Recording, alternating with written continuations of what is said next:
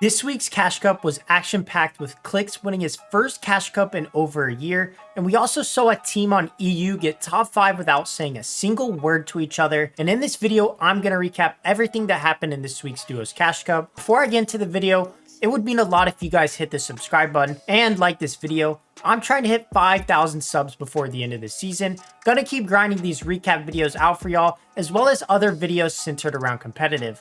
Now let's get into the video. Starting off with the NA recap, we saw Clix and Cooper take home first place on 328 points. Clix ended a 390-day Cash Cup win drought, and his last Cash Cup win was with Dukes back in Chapter 2 in an Elite Cup. All it took was him to play with a god IGL, and that IGL happened to be the global champion himself, Cooper. Clix and Cooper looked insane today. They got a win and 3 other top 10s, and also got the island twice and happened to get a couple forecast towers as well, so that always helps. But overall, a really well-balanced tourney for both of them, and it's super good to see Clix back on top and winning a Cash Cup since it's been so long since his last win. It's also really cool to start seeing Cooper blow up. We haven't seen a player blow up like this since maybe Peterbot or Vino from last chapter. Cooper has been absolutely skyrocketing lately. His viewers are up. Everything is up for him since he's won the global championship, and he's been doing everything right in terms of blowing up after winning by streaming and grinding out content just like he should. So I'm super happy for him, and I hope he continues blowing up and going to the moon. But moving on, in second place, we have Trashi and Pump on 316 points. A duo that split up before the last FNCS of the chapter, and I wish they didn't because this duo had so much talent, but were always contested in FNCS Grand Finals. Trashi and Pump played really well today for not getting a single zone, and actually came second place in the last game to help fly up the leaderboard and place in second. They also got a win, which is nice, and I really hope if it's Duo's next chapter that this duo sticks and keeps playing, because this duo I think is very good and very underrated, and I think deserve to play at the LAN this year, but sadly they just split, but really shouldn't have. Moving on to third place, we have Oliver OG and Batman Bucke on 304 points. It's crazy to see Oliver OG this high, and he actually played insane today. They got top 10 in every single game but one, and got top 7 in every single game but one. Super consistent day, and it's really cool to see Oliver OG up here on the top of the leaderboards. Next, in fourth place, we have Jagvar and Aminished, a team that was in first or second place literally the entire tournament until dying Offspawn last game, when they got surprise contested by Peterbot. So Clix fans should probably shout out Peterbot for helping get them this win, because Jagvar and Aminished were probably going to win if they didn't go down early last game, because they were playing super consistent the entire tournament. And lastly, rounding out the top 5 on NA, we have YzoPaper on 281 points. YzoPaper played well today. They got a first, a fourth, and a second, and also had a couple other good games. They did have 2 games where they died 23rd with 0 kills, which ultimately kept them from winning the Cash Cup. But I always love seeing YzoPaper play Cash Cups. They're really good friends, and they're also really entertaining to watch play together. And they've been playing together for forever. Other things that happened in this Cash Cup, we had Bucke and Cam versus Okis in day Offspawn. The battle of Bucke versus Okis after being together for all of NA Central tournaments. The Offspawn battle went pretty much how I thought it would. Bucke and Cam were dominating Okis in day Offspawn and ended up winning 4-0. 2 games they basically didn't fight, so 4-0 for Bucke. Okis was playing with Day because they're going to play CCC this weekend, so they're just getting some Offspawn prac in before the tournament. They didn't get the greatest Offspawn prac though, since they died every game instantly, besides 2 games, but they still ended up 20th, so they had a pretty solid day overall anyways. Now moving on to the EU recap though, we have Merstash and Malabuka in first place on 409 points. After many events over the years, Merstash and Malabuka have finally won an event together.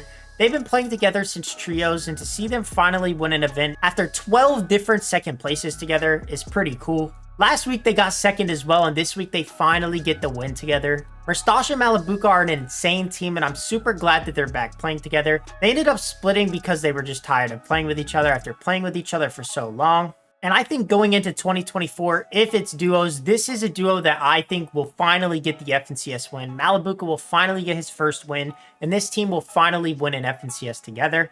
But only time will tell what game mode it is next year and what will happen. But moving on, in second place, we have Grippy Reon on 352 points. This team played insanely well all tournament long, 5 different top 10s, so a really consistent day for them, and Reon actually got a really insane 1v2 on a team trying to do the teeny shot on him. Take a look at this. Mitnehmen, ich habe wieder einen Rocket. Ja. Ich hab nichts gefunden. Er hat dir einen geworfen in die Nähe.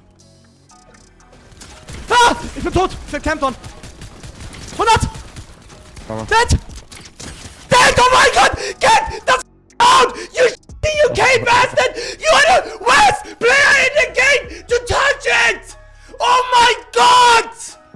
third place, we have Vocal and Vortexers on 303 points. They started out the tournament getting a second with 3 limbs, a second with 5 limbs, and a third place with 0 limbs.